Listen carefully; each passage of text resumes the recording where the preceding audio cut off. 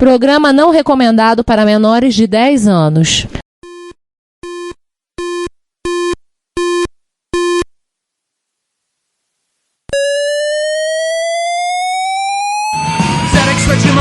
Dragon Vic and Oric 1, Commodore 64, Amsterdam and Acorn Electron, cheaper BBC Micro.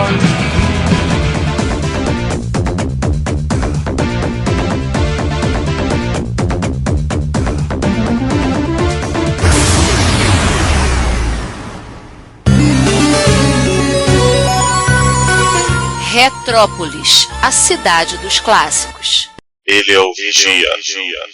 Por eras sem fim, observei seu mundo e registrei seus eventos significativos. Nos últimos tempos, voltei a minha atenção para realidades alternativas, os reinos que tomam para si os caminhos que a história da computação no seu mundo poderia ter tomado. E se as coisas tivessem acontecido de forma diferente?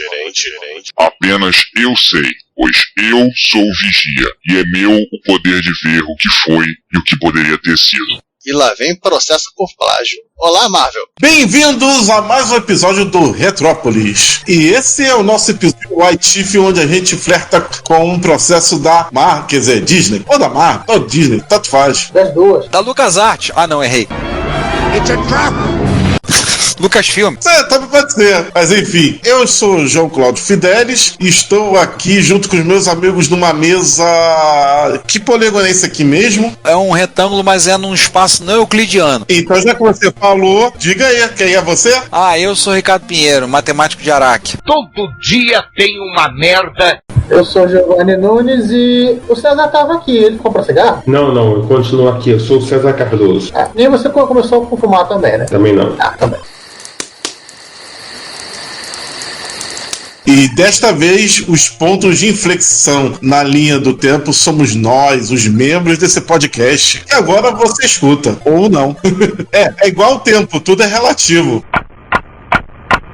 É nosso auto-multiverso. Exatamente. Mas como o tempo é relativo, temos um detalhe, né? Que a gente vai ter que passar pro... Né, Ricardo? Né? Se a gente não... Pra preservar esse negócio, esse tal de espaço-tempo contínuo aí, essas continuidades aí, a gente vai entrar nas realidades paralelas, a gente vai limitar isso a 15 minutos. Da última vez que a gente fez essa brincadeira, perdeu o MSI da CCE, né?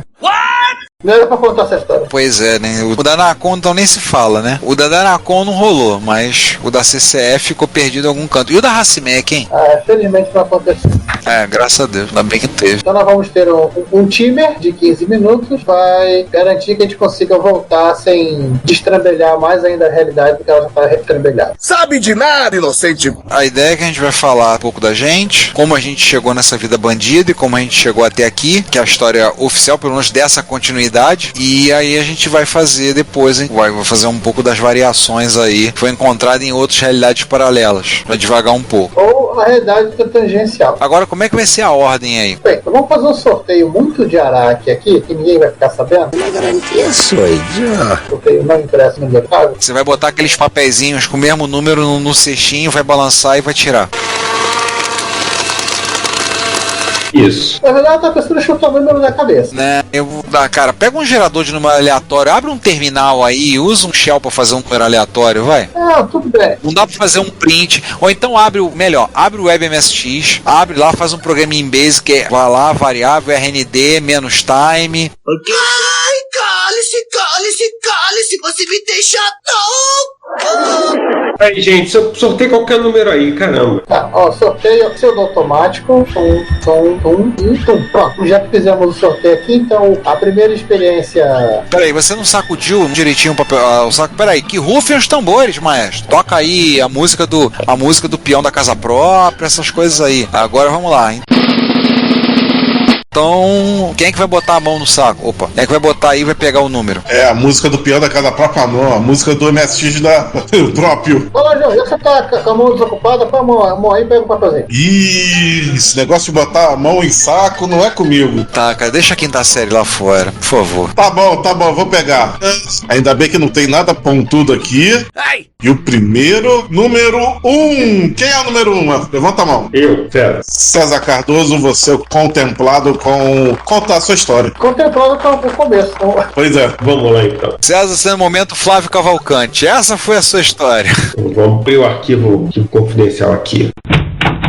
História com retro, na verdade, eu, apesar de sempre ficar namorando computadores na Sears, né, morava perto da Sears de Botafogo, a gente, né, tanto eu como meu irmão, só tivemos um computador quando em 87, não lembro agora. Meus pais compraram um Expert pra gente, né, e foram 5 anos extremamente divertidos. O Expert era nosso computador até 92. 92 a gente, como todo mundo, fez na primeira metade dos anos 90, né, quando conseguia viajar para Disney, passava em Miami, comprava as peças e montava no Brasil. Eu montava pensando no Brasil. Mas acabei de entrar em call com o César lá da Terra 2048 e que ele me conta que lá o César continuou indo na Sears, só que numa dessas idas ele se encantou com um TK-85 e o pai estava junto. Porque o pai foi para comprar uma televisão nova. Por ali usou a TV velha César e o irmão dele, o Leandro, no TK-85 e logo depois saiu o TK-90X. Os dois ficaram maravilhados com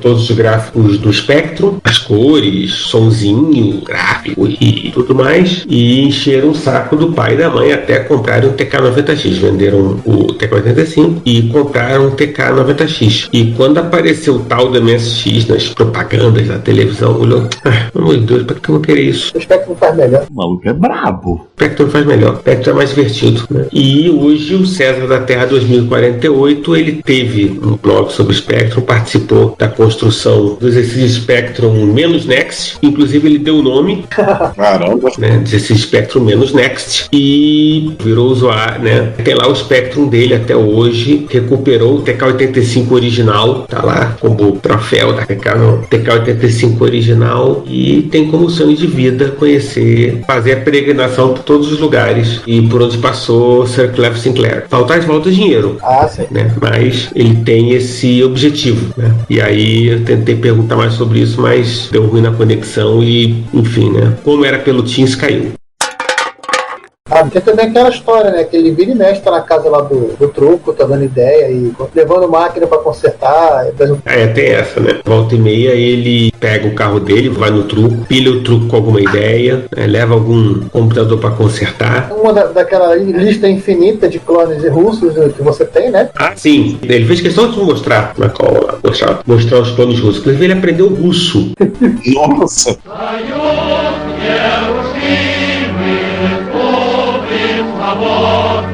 Ele aprendeu russo para trabalhar com os clones russos, né, de Spectrum e continua trazendo, né, porque na Terra 2048 não existe guerra da Ucrânia, então ele continua normalmente trabalhando com russos e cada dia descobre uma coisa nova e continua achando o MSX uma bobeira, uma bobagem que o Spectrum faz melhor. Mas ele me confessou que ele tem a pontinha de tristeza pelo QL. Né? Ele tem um QL, comprou um QL e ele acha o QL a máquina mais boicotada do mundo retro. Por que será, hein? Ele fica muito triste, ele diz, caramba, isso aqui é um maquinão, mas colocaram tudo errado, não ia funcionar. Então, ele não tem nenhum interesse nos computadores japoneses, legal, arcade bacana, né? Tem tretas com a comunidade Apple. Opa. E ele chegou a ter uma amiga, mas tipo, em 3 meses a graça acabou. Foi isso que eu consegui pegar, porque esse negócio de ficar usando a internet intertemporal é um problema, né? A conexão do internet está bem ruim, latência está muito alta. É pior que 3G no interior. Agora, uma pergunta muito importante. Você disse que o César da Terra Paralela ia se meter em algumas... Terra 2048. César da Terra 2048 ia se meter em algumas tretas. Ele continuaria tendo o mesmo nick? Já que o jogo também é de Spectrum, Jack the Knight? Claro. É a conta do Twitter, Jack the Nipper. Continua sendo lá o Jack the Nipper. Você olha pro César, né, engravatado, trabalha em banco, vive falando em dinheiro, né, já tá no 3º casamento, porque nenhum casamento funciona. Mas ele disse, cara, meu casamento é com o Spectrum. E continua sendo o Jack the Nipper nas redes sociais todas. E ele continua achando o Voz e o Steve Jobs superestimados. Que gênio mesmo era Sir Clive. Enfim, é isso. E, de novo, pelo amor de de Deus, alguém faça alguma coisa que é muito ruim a internet entre as terras paralelas. A latência é muito alta, quase um segundo. Nossa. Pode tentar colocar um bombril na antena, você resolve. Vou ter que fazer isso da próxima vez. Eu vou procurar um bombril enquanto isso. Quase eu acho que deve ter alguma inteligência superior por trás disso. Talvez. Mas eu não gostaria de comentar sobre isso nesse episódio. Vai que simplesmente acontece. Vocês ouviram o trovão? Não tem. A Sinclair anuncia que com o QL Plus, nosso podcast está disponível em vários serviços de áudio. Podemos listar entre eles o Spotify, o Deezer, o Apple Podcasts, TuneIn, Stitcher, Last.fm, iVoox, Cashbox.fm, Player.fm e alguns outros. Não deixe de nos ouvir, comentar e também favoritar nosso podcast no serviço, para que outros possam conhecer e possamos espalhar a palavra da retrocomputação. Muito obrigado. Lançado em 1987 pela Unitron, o Mac 512 foi o primeiro clone. Já que a coisa ficou misteriosa, vamos voltar ao misterioso sorteio para saber quem é o próximo contemplado? Agora o César pega aí. Deixa eu sortear aqui. Quem é o número 2? Não é 3, tá errado. Não, aqui tá o número 2. Quem é o número 2? Número 3. Opa, eu. Pera aí, João, só terminar de rebobinar aqui a cordinha, a cordinha multidimensional. Pera aí, acabou. Rebobinou, pode dar o play? Pode se jogar na sua terra desconhecida, ou conhecida. A minha história começa lá no, agora, distante anos 80, né? Lá nos inícios dos anos 80, que eu oficialmente ganhei um Atari da Polivox. Sim, o começo de tudo foi um videogame. Foi o glorioso Atari, no qual eu joguei muito. E lá eu tive acesso ao primeiro caderno de games, primeira publicação de games que eu tive acesso, que era o caderno do jornal o Globo que saía sobre videogames. Era o Videoguia? Videoguia. Isso, era Videoguia. Durante a pandemia eu achei os meus recortes do Videoguia da época. Eu passei no scanner há um tempo atrás e botei, tem uns PDFs. Acho que eu cheguei a mandar lá pro dataset. Nossa. Passei várias que eu tinha aqui. Vou baixar com gosto, que eu perdi o meu. Eu tinha colecionado, mas infelizmente. Esse é aquele que ficava escondido? Na seção de classificados. Ele mesmo. Isso aí. Vamos colocar numa seção porque negócio de game tá bombando. Onde? É muito classificado. O moleque se vê, pô. Começou a ter muitos leitores. Por curiosidade, o Márcio Erlich, que saiu da área de jornalismo, é psicólogo formado. Mas antes de ele ser psicólogo, ele passou pela área de propaganda e marketing.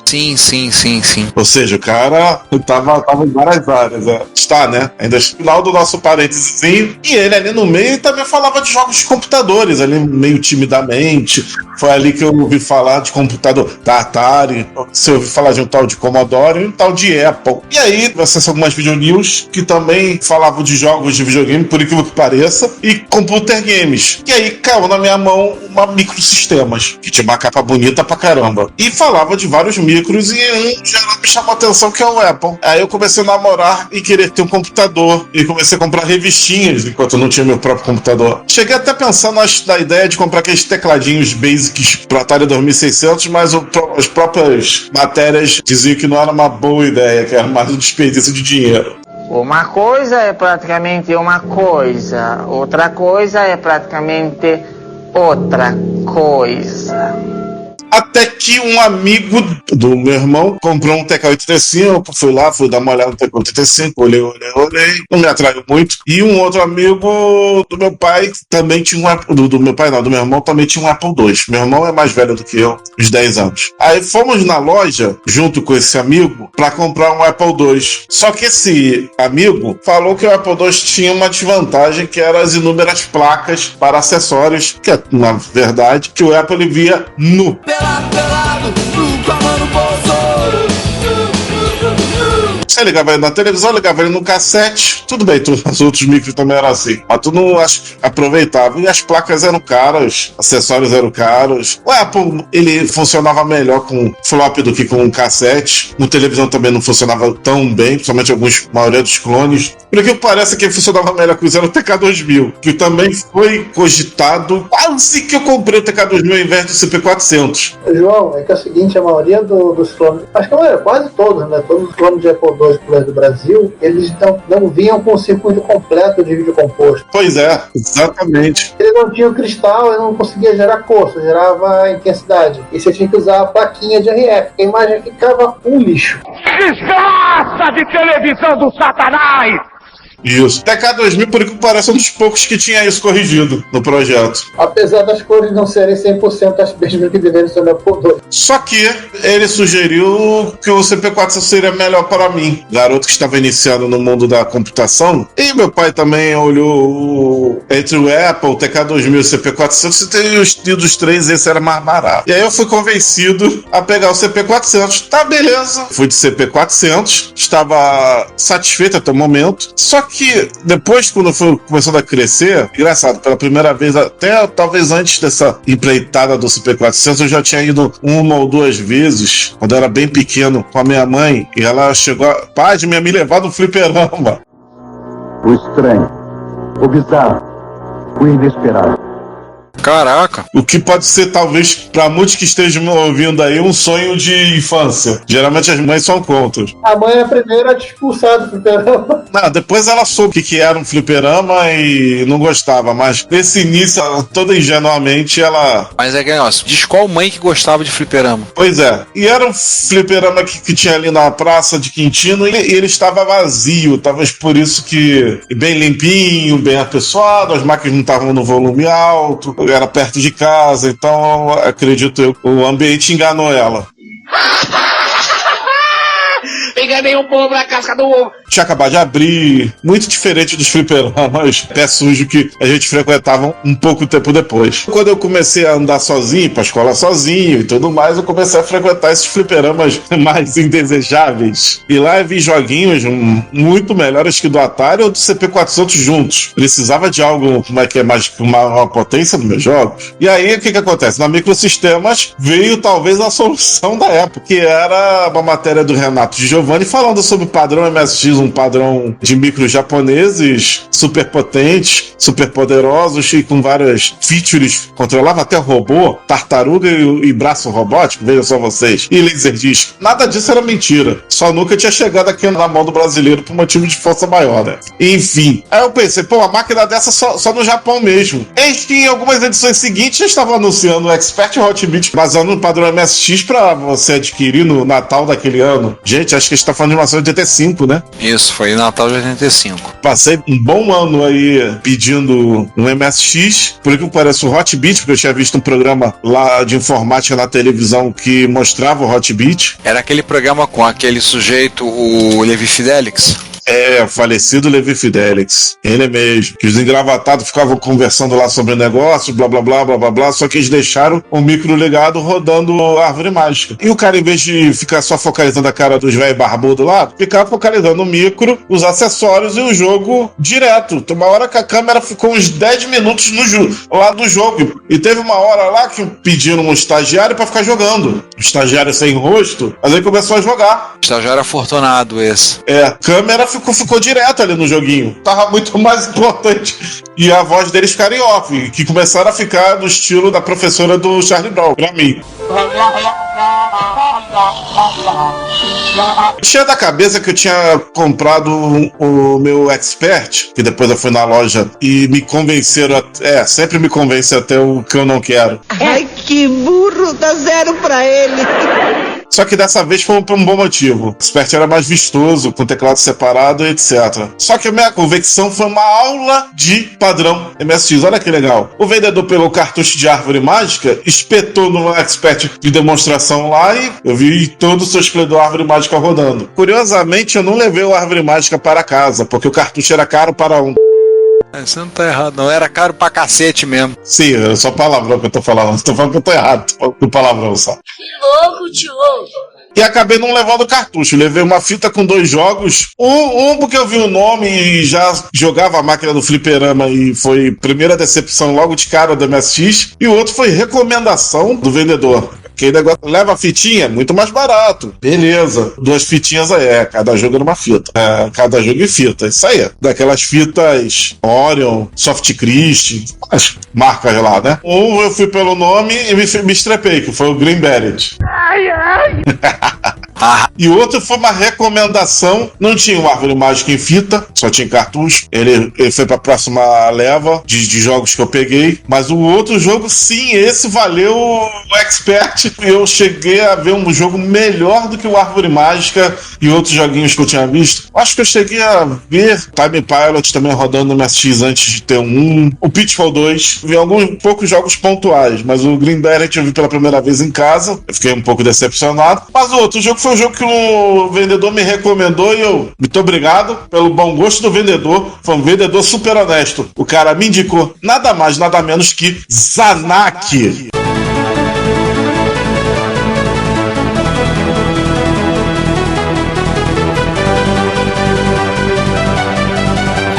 Zanak, jogo bom. Tá bom, todo mundo bonito, lindo, maravilhoso, com o Zanak e o Randar aparecendo. Mas vem cá, para! Agora vamos voltar. Vamos voltar pro final da evolução pra não estourar os 15 minutos. É que acho que eu já estourei, né? Depois do cassete eu tive Drive, tive Mega RAM, passei o MSX para 2.0, kit DDX, a Mega RAM era CVS, sim, e tive até impressora, uma Graphics TA. Mas eu tava querendo também experimentar um pouquinho, aí eu já tava nas drogas de comprar revista importada. Ambiente de música é ambiente de droga. Aquelas Crash, até uma Commodore User. Falou, a Commodore User que eu vi um tal de Commodore 64. Ele era figurinha fácil em muitas revistas americanas, né? Esse trem aí, será que esse trem é bom? E surgiu uma oportunidade de comprar um. E eu tive durante algum tempo a convivência aqui do C64 com o MSX. Que eu sou rica! Comprei um com vários disquetes e um drive, 1541. Você tá esquecendo de contar esse detalhe. Você foi infeliz. 1541, drive mais lento da minha vida. Olha, eu vou falar uma coisa, que eu só tivesse MSX1, talvez eu tivesse gostado um pouco mais do Commodore 64. Eu gostei da máquina, mas principalmente da música. Música eu sempre falava do tipo, o MSX de áudio não chega perto do Commodore 64, realmente. PSG não chega perto. Tudo bem, tem gente que uma questão de gosto vai preferir o PSG ao CID. E eu só fui conhecer um pouco depois, num evento, o FM do MSX. Bem lá pro finalzinho da era MSX. Só que a gente também já tá chegando, como eu disse, no finalzinho da era do MSX, e na revista importada eu comecei a ver aquele que foi dito como um microcomputador do século, a máquina que muitos queriam. Estamos falando do Commodore Amiga. Only Amiga makes it possible. Então, eu fiz uma coisa que era comum naquela época. Assim como foi vendido o CP400 quando eu peguei o MSX, na realidade quando eu peguei o Drive, que foi vendido o CP400, não foi assim tão de cara. Eu vendi o Commodore, mais o MSX com tudo, menos a impressora, vou explicar por quê. E eu usei no Amiga impressora? Não, eu usei no Amiga num outro computador que também apareceu nesse período. Meu pai me deu mais uma grana e comprei o Amiga. Eu comprei ele usado e ele veio com uma expansão de RAM de 2,5 megas. Não, de 2 megas, que o meio era ele. E uma A520 e tudo mais, eu comprei ele usado, mas o micro tava semi-novo, tava bonitinho. Se o Amiga pra você comprar a $999, com 512, e acho que pelado a 520, eu paguei, se eu não me engano, entre 750 a $800 ele com esses equipamentos. E alguns disquetes de 3,5, disquete 3,5 vale a grana pra caramba. Valia, verdade. Veio uma caixa, 50 disquete. Ou seja, era dinheiro pra caramba ali. Tudo coisinha pirata, salvo o Workbench? Sim, mas é dinheiro pra caramba ali em disquete. Aí o que eu ia falar? O outro computador que chegou mais na época do Amiga, que não era um computador que eu considerava meu, é que na época meu pai tinha uma loja, uma lanchonete, e botou na cabeça que queria que eu administrasse isso no computador. E comprou um AT286 com monitor CGA. Um RAID de 40, 80 megas e um flop de 5/4 ou de 3,5. Só que 3,5 foi o meio que eu botei na conta pra ele comprar, pra eu ter um intercâmbio ali com a Amiga. E também dele comprar uns disquetezinhos a mais de 3,5 pra mim. A impressora do MSX foi usada lá no PC, porque ela é Centronics e tudo mais, só teve que comprar outro cabo. Não esqueçam disso. A impressora era meio lerdinha, mas pra gente é o que importava. Bom, eu acho que esse é o final. Depois eu fui seguindo aí a história, eu acho que o resto eu já contei lá e tudo mais. Mas eu acho que essa é a parte que importa. Vamos agora a me comunicar telecineticamente, porque a conexão tá ruim, né? Com o João da Terra 171.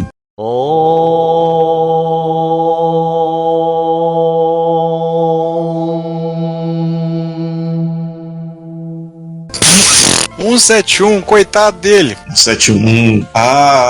Ele está me falando a seguinte coisa. Ele está me falando que naquele dia ele comprou um TK2000 no dia do CP400. Ele bateu o pé e queria um Apple. Mas o Apple não ia dar a grana, mas deu pra juntar um pouquinho mais de grana e pegar o TK2000. Mas eu levei pra casa em cassete o Karaté. E um outro jogo, Cavernas de Marte, era esse? Um Adventure, que eu não gostei na época, que era todo em inglês. Enfim, aí logo depois eu me enveredei pelo TK3000. Depois de ter ficado um tempo com o TK2000, eu fui pro TK3000. Isso na época que ele saiu. Ali naquela meiuca também do TK90, do MC1000 e do MSX. Não, o TK3000 saiu em 86. Sai até depois, né? Ele saiu um pouquinho depois do Expert, verdade. Saiu até um pouquinho depois, então saiu até um pouquinho depois. Aí você tinha drive, expansão de RAM, 2 drives de RAM, na verdade. Isso, exatamente. TK-Works. Aí eu fui... Monitorzinho monocromático. Tudo que aconteceu no MSX, aconteceu nesse caso no Apple. Eu fui adquirindo os periféricos e fui deixando ele combadozinho. E então, por algum motivo, eu não fui tão fominha de fliperama nessa realidade 171. E eu achando que isso era uma constante universal. Eu jogava, mas nem tanto quanto eu jogava na nossa terra. E eu comecei a adquirir, pasme, aquele jogo que eu não gostei, depois eu comecei a pegar ele, eu comecei a gostar de Adventures. E aí eu peguei outros Adventures pra jogar no Apple II. Eu não tô falando que o João daqui não gosta de Adventures, mas aquele João lá gostou mais de Adventures do que o atual. Aí, enquanto a partida eu fui equipando o Apple, ouvi falar dos lançamentos do 2C e do americano e depois do 2GS, só que não tinha como. Foi quando meu pai pegou e falou do AT286. E aí eu fui pra ele mais com uma cara... Fui pra ele mais naquele momento ali, de década de 90, mais como usuário mesmo. Tanto é que eu usei mais o 286 do que eu usei nessa versão da nossa terra. E passei mais cedo pro 486. Já também com VGA, igual daquela época. Vem cá, você não vai contar que o João da Terra 171 ali, na verdade ele é um DBA de banco também não, e passa os dias pensando em migração de base de dados? Aqui é um canto muito esquisito. Como é que é? Coitado, cara, você me faz ter pena desse João. Não. O João, nessa realidade, ele partiu mais cedo pro campo da informática, inclusive indo mais pra parte do software do que pro hardware, ao contrário do João da terra daqui. E talvez eu não me interessasse, até me interessasse por quadrinhos e tudo mais, mas não ao ponto de querer trabalhar com isso. Talvez a minha parte artística não fosse tão aflorada assim. Por isso que o João da Terra 171 virou DBA, virou um database arquiteto. Pois é. Ainda que eu desenhasse alguma coisa, uns X-Men... Cilindros, umas caixinhas do banco de dados, réplica. Não, nessa terra eu também até saberia desenhar alguma coisa, mas não aprimorasse tanto quanto nessa daqui. E teria tomado gosto muito com os Adventures. Conheceria os Adventures do Renato Giovanni já no PC. O resto escalado em termos de PC seria o mesmo do 486 pra frente, ou muito próximo, mas eu não teria várias máquinas clássicas. Eu teria parado no Apple IIe, TK3000. Que você usa pra jogar Zork, que não tá entediado. Talvez eu só tivesse a ter videogame de novo no PlayStation. Eu ficaria no hiato do Atari, ficaria PC Gamer somente. É quando chegar a geração do PlayStation que eu voltaria. Que ali foi um boom muito grande, né? Por favor, João, só fale que você não fica jogando só FIFA. Não, como eu disse, eu tenho menos apego pra jogo de ação, mas mais um apego pra Adventures e RPGs ocidentais. Ia jogar muito Wing Commander, claro, mas eu tenho muito apego mais pro jogo ocidental, entendeu? Talvez uma coisa que a passagem pelo MSX foi uma coisa que teve uma cultura que eu não experimentei em nenhum outro micro, nem mesmo no Amiga, que veio depois. E isso aí, com certeza, ia ser uma grande diferença na minha vida de micreiro, como o pessoal falava na época. E é isso. E-mail antigo em fórum do João até 171. Metal Gear não presta, esse Kojima é um poser. Vocês estão falando merda, né, irmão? Não, aí que tá, eu não ia nem conhecer o Kojima até o PlayStation. Quando chegasse lá no PlayStation, talvez eu... Não, Metal Gear Solid 2, Metal Gear Solid 2 não presta, Kojima é pose, isso é só fã, mano. Não, acho que eu gostaria do Metal Gear, sim, lá no PlayStation, sim, mas eu não ficaria... Por exemplo, eu não teria gosto, talvez, pro joguinho de nave. Ou gostaria muito menos de jogo de nave do que só os que passavam mais ou menos no PC e tudo mais. Uma coisa era certa, eu ia ter tantos disquetes de TK3000 quanto se eu pudesse, depois eu ia ter tantos disquetes de PC 5/4, 3,5 de jogos quanto eu pudesse. Assim como foi no MSX e no Amiga. Também foi no PC, né? Porque eu estou me enganando, no 486 também tinha disquete pra cá. Eu fico imaginando o João atolado em disquete. Por isso que ele virou DBA.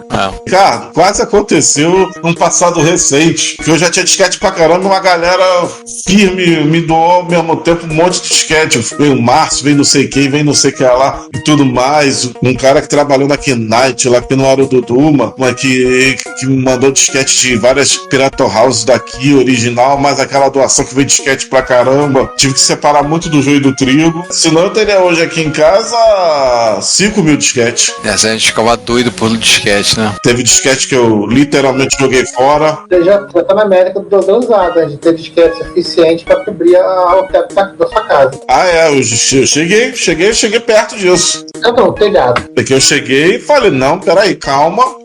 É aquela época, todo mundo se desfazendo. Aí realmente eu nunca teria Commodore 64, MSX e nem Commodore Amiga. E porque eu gostaria até mais ainda de PC. A plataforma que eu vou falar pra vocês que de certa forma eu não desgosto dela.